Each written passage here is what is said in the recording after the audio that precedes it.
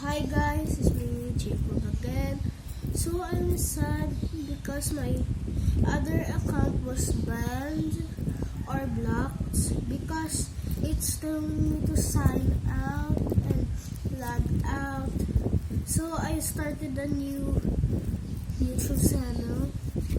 And please, my old subscribers there, please subscribe to me and follow my TikTok account and please like and comment and share the other videos. Please guys, please subscribe, like and comment, and that's all guys. See you soon. Peace.